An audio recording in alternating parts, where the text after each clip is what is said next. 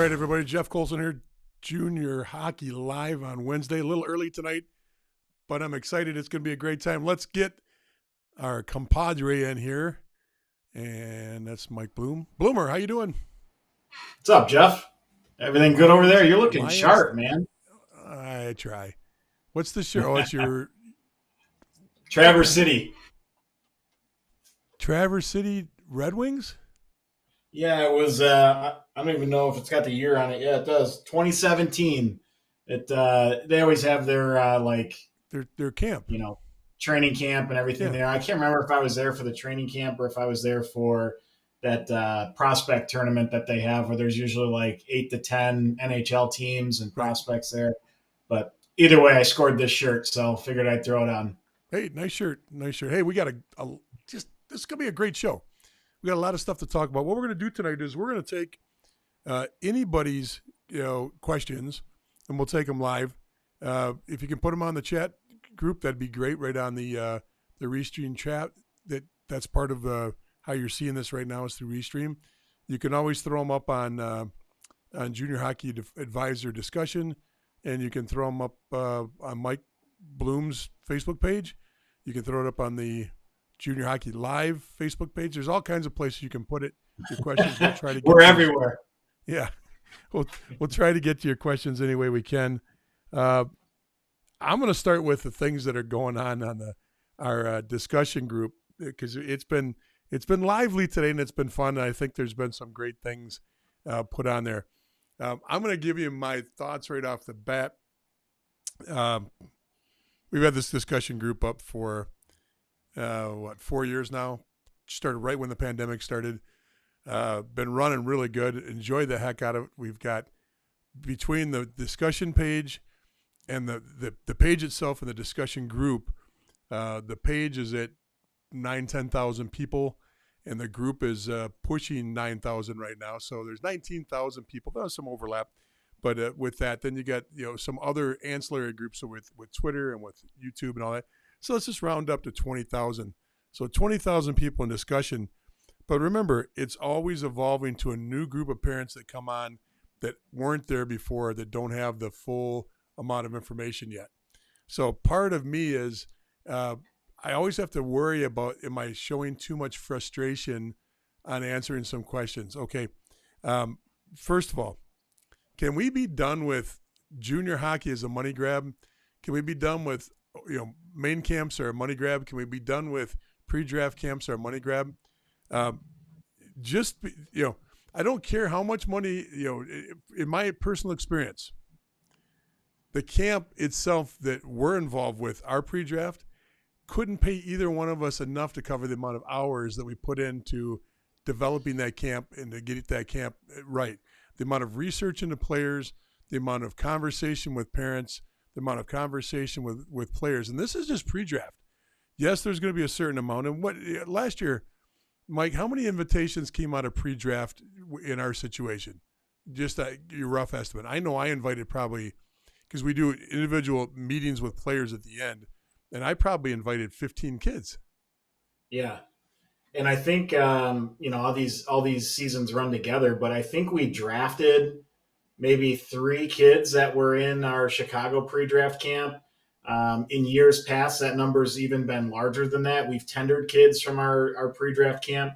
So, it is a tool that all of these different teams utilize, some better than others. But, the kids are being seen and they're getting opportunities. So, you just hit on the road. They're getting seen. Okay, they're in front of actual coaches that can put some time into them.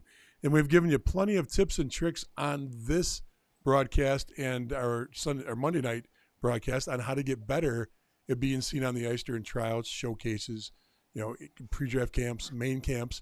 There's tricks to getting seen and being better, getting your exposure to a better level. Okay, let's leave that aside. That's another conversation.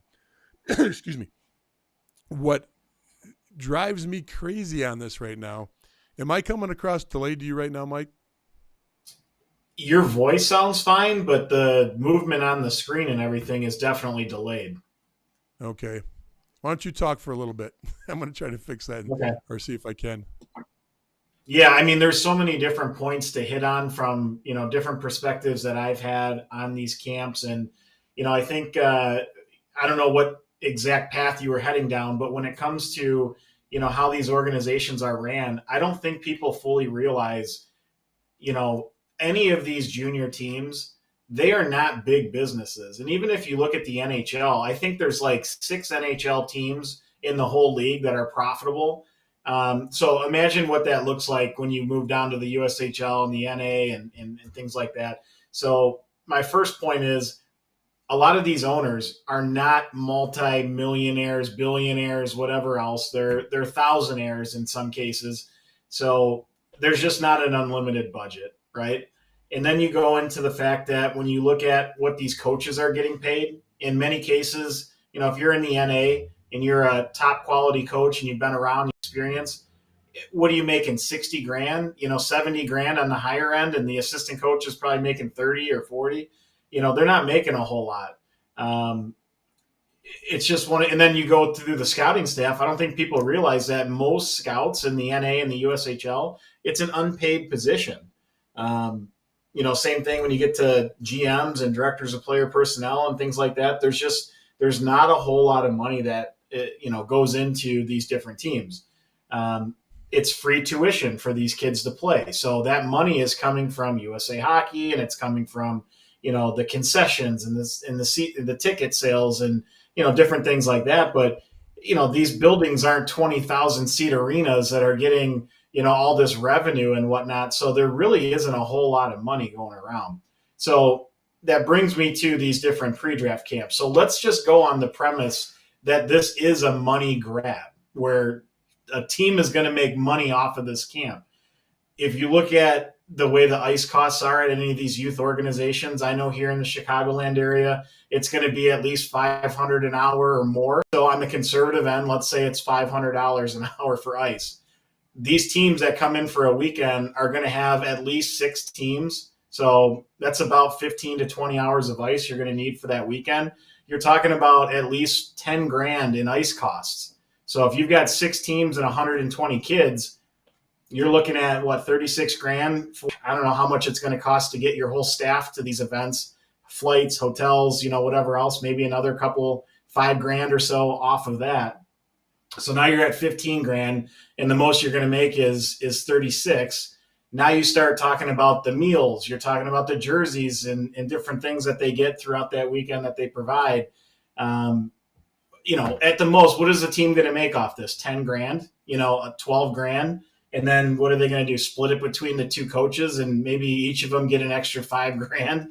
I mean, it's such small numbers that, to like run around and keep saying, oh, these are money grabs, don't do it. These teams are making money off this or whatever. Okay, what if they are? How much money are they actually making? No one's getting rich off of this stuff.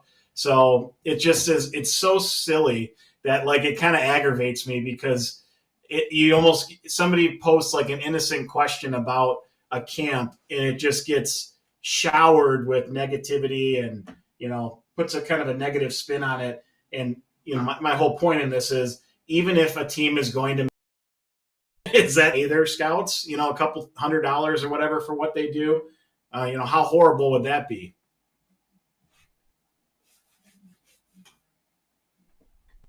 You still there, Jeff, or did I lose you? I'm here if you can hear me.